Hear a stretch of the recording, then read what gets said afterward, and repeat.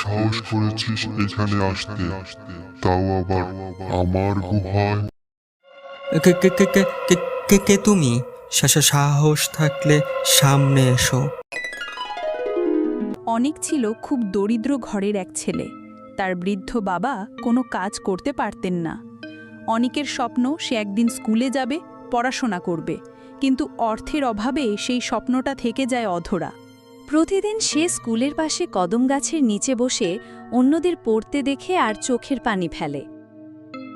কিন্তু সেই কদম গাছে বাস করে এক ভূত, আর সে ভূত অনেককে দেখে বিরক্ত হতো।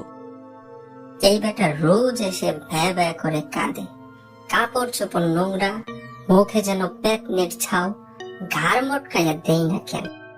হঠাৎ করে একদিন অনিক আর গাছের নিচে আসে না। একদিন, 2 দিন, 7 দিন কেটে যায়। এই ছেলেটা গেল কোথায়? অসুস্থ হইল নাকি আবার? যাই হোক, বাঁচা গেল। আচ্ছা, সত্যি কি অসুস্থ হলো? মন কাঁদতো ওর সবসময়, তাই তো এখানে আসতো। যাই একটু দেখে আসি তো ছেলেটা কেমন আছে। এই কথা বলে কদম ভূত অনেককে খুঁজতে বের হয়। অনেককে খুঁজতে ভূত কুকুরের রূপ ধারণ করল, কিন্তু কেউ তাকে মেরে তাড়ায়, কেউ লাঠি ছোড়ে। আহারে, মানুষ এত নিষ্ঠুর, একটা কুকুর পর্যন্ত সহ্য করতে পারে না। আর ঠিক তখনই একটি মোটরসাইকেল এসে ধাক্কা দেয় ভূতের গায়ে। কুকুর রূপে ভূতের পা ভেঙে যায়। উফ, কেন এলাম এই ছেলেটার খোঁজে? পাটাই গেল রে। বেটাকে পেলে রক্ত পান করতাম। এরপর সে কাকের রূপ নেয় উড়তে থাকে বাড়ি বাড়ি। এক ছাতিন গাছে বসতেই এক ব্যক্তি বন্দুক তাক করে। এ কি, গাছে বসলেও গুলি করবে? আহ, মানুষের নিষ্ঠুরতার সীমা ছাড়াইয়া গেছে। এই কথা বলে কদম ভূত সেখান থেকে উড়ে চলে যায়। ভূত এবার এক বুড়ির রূপ নেয়, ক্ষুধার্ত হয়ে যায়। খাবার যায় 20টা বাড়ি থেকে, কেউ দেয় না। মানবতা কোথায়? আমি তো শুনছিলাম মানুষ জ্ঞানী, দয়ালু, এখন দেখি উল্টা। হঠাৎ এক জায়গায় মানুষের ভিড় দেখে ভূত আগায়, দেখে অনেক মাটিতে কাতর। আরে, এ কি সেই ছেলে?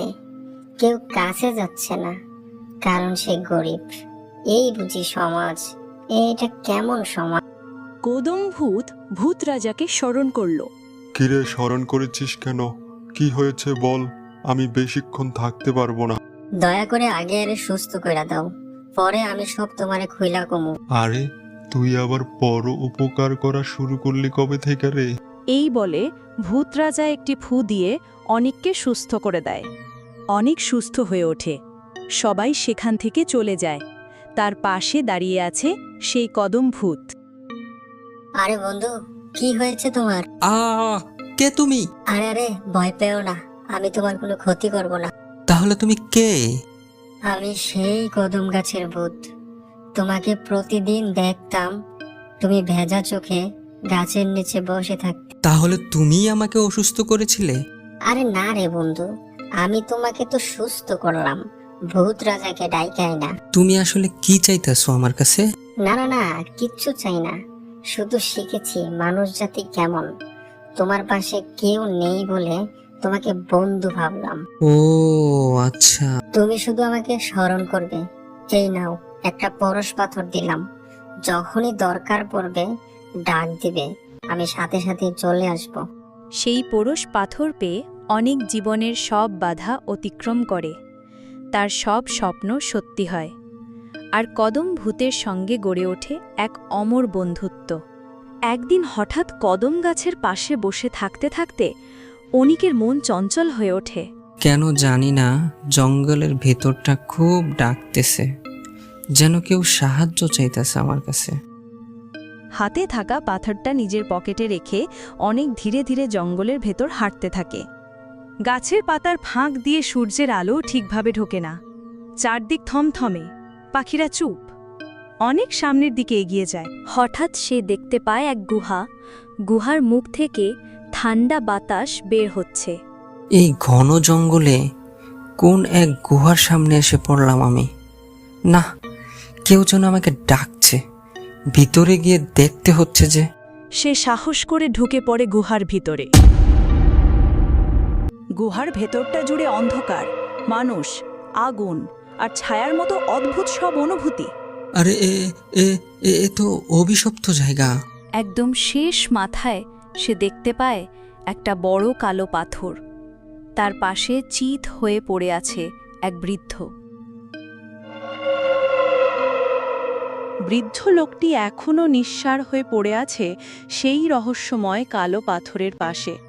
অনেক এগিয়ে যেতে চায়, কিন্তু হঠাৎ গুহার দেয়াল কাঁপে, চারপাশে ঠান্ডা বাতাস ঘুরতে থাকে। কে রে এখানে? কে সাহস করেছিস এখানে আসতে, তাও আবার আমার গুহায়? কে কে কে কে কে কে কে তুমি? সাহস থাকলে সামনে এসো। আমি কাউকে কষ্ট দিতে আসিনি, আমি শুধু এই বৃদ্ধ মানুষটাকে বাঁচাতে চাই। সে অভিশপ্ত, তাকে ছুলেই তুই অভিশপ্ত হবি। এখনো সময় আছে, ফিরে যা, না হলে তোকেও আটকে রাখবো এই অন্ধকারে। না, আমি এই বুড়ো বাবাকে নিয়েই ফিরব। তুমি যেই হও না কেন, সামনে আসো। তুই একা এসেছিস আমাকে আটকাতে, নাকি মরতে এসেছিস?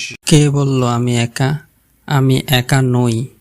আমি কাউকে আটকাতে আসিনি, আমি শুধু এই বৃদ্ধ মানুষটাকে বাঁচাতে এসেছি।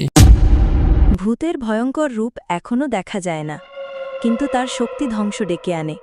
গুহার মাটি কাঁপে, দেয়াল থেকে আগুনের মতো আলো ছুটে আসে। বাঁচাতে এসেছিস আমার গুহা থেকে? এই পর্যন্ত আমার গুহা থেকে কেউ ফেরত যায়নি, কেউ যেতে পারেনি। হঠাৎ অনিকের পায়ের নিচে ফাটল ধরে, গুহার মাটি ফেটে সে পড়ে যেতে থাকে নিচের দিক। না, আমি পড়ে যাচ্ছি, কেউ বাঁচাও। অনেক শেষ মুহূর্তে একটি শিলার কিনারার ওপর দাঁড়িয়ে যায়। এটাই তোর শাস্তি, সাহস দেখানোর দাম তোকে দিতেই হবে। ভূত তখন অনিকের সামনে এক ভয়ঙ্কর দৃষ্টি তৈরি করে। তাতে দেখা যায় অনিকের বাবার মুখ দুঃখে ভরা। তোমার বাবা মরতে বসেছে, যদি তুমি ফিরে না যাও তাকেও হারাবে তুমি। না, আমি বিশ্বাস করি না, তুমি আমায় ভাঙার চেষ্টা করতেছ। কিন্তু কিছুক্ষণ পরই হৃদয়ে একটা ধাক্কা লাগে অনিকের। বাবার কাশির শব্দ, মুখের করুণ চাহনি সব মনে পড়ে। না, এটা যদি সত্যি হয় তবে আমাকে যেতে দাও। আমার বাবা ছাড়া আর কেউ নেই, ওনার পাশে আমাকে থাকতেই হবে। না, এখন তো তুই আমার অভিশাপে আটকে গেছিস। এই গুহায় তোর শেষ ঠিকানা। না, তুই বাঁচবি না, তোর বাবাকেও বাঁচাতে পারবি না। অনেক চিৎকার করে উঠে গুহার দেয়ালের দিকে তাকিয়ে বলে, তুমি আমাকে থামাতে পারবে না, তুমি আমাকে থামাতে পারবে না। আমার কাছে তো আছে সেই পাথর। হ্যাঁ, সেই পরশ পাথর, কদম ভূতের দেওয়া। অনেক পকেট থেকে তা বের করে শক্ত হাতে ধরল। আলোর ঝলকে উঠে এক ধাক্কায় সেই গহ্বরের দেয়াল ভেদ করে উপরে উঠে আসে। এটা কিভাবে সম্ভব? আমার মায়াজাল তুই কিভাবে ভাঙলি? সবকিছুই সম্ভব, কোনো কিছুই অসম্ভব না যদি বিশ্বাস আর সাহস থাকে। এখন তুমি আমাকে আটকালেও আমি আর থামব না। আমি এখন এই বৃদ্ধ লোকটিকে এখান থেকে নিয়েই যাব। অনেক এগিয়ে যায় এবং অদৃশ্য ছায়া এবার আর বাধা দেয় না। তার মধ্যে কাঁপুনি, ক্লান্তি এবং বিস্ময়। এত বছর পর কেউ আমার চোখে চোখ রেখে কথা বলল, ভয় না পেয়ে সামনে দাঁড়ালো। এই তাহলে আমার হাতিয়ার? একে বন্দি করা যাবে না। যাই হয়ে যাক, এর দ্বারাই আমার কাজ সম্পূর্ণ হবে। ছায়া আর অনেককে আটকায় না, বরং গুহার মাঝে ছড়িয়ে থাকা কালো জাদু ধীরে ধীরে মুছে দেয়। একটা হালকা আলো ছড়িয়ে পড়ে বৃদ্ধের শরীরে। সে ধীরে ধীরে জ্ঞান ফিরে পায়। কে কে তুমি ছেলে? কেন এসেছো এই গুহায়?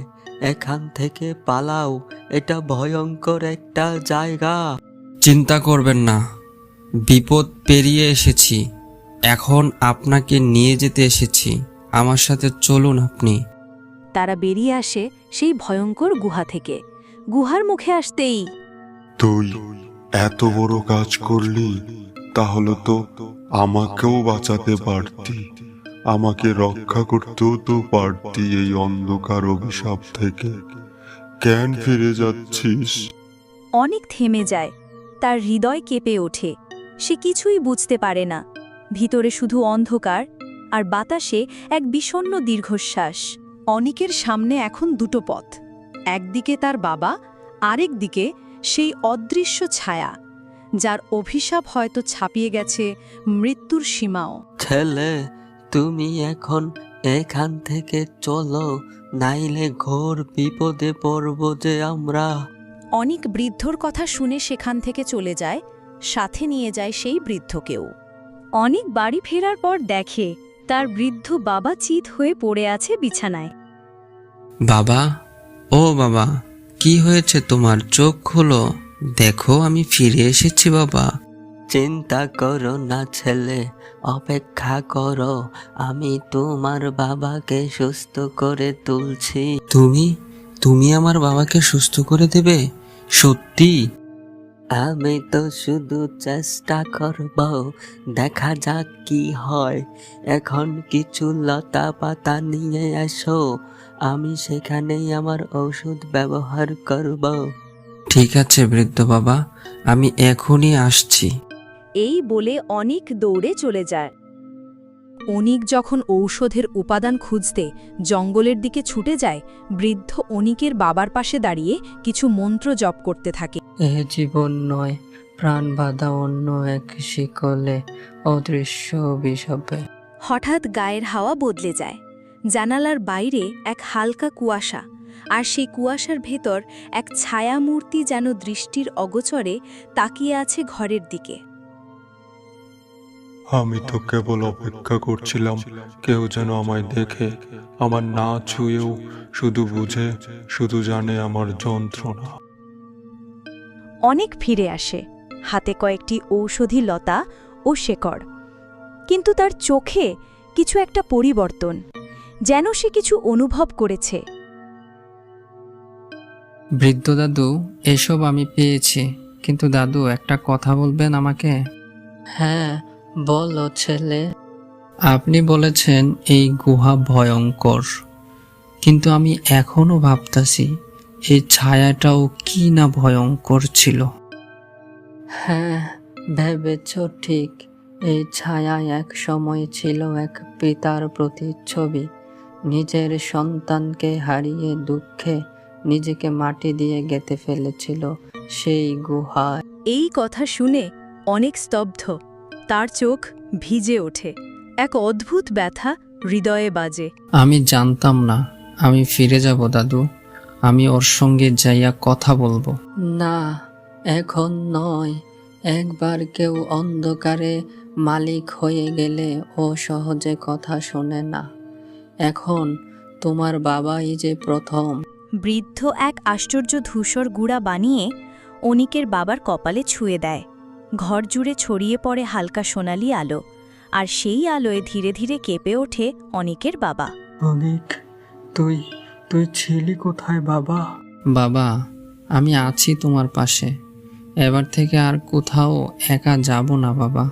অনিকের বাবার মুখে হাসি ফুটে ওঠে।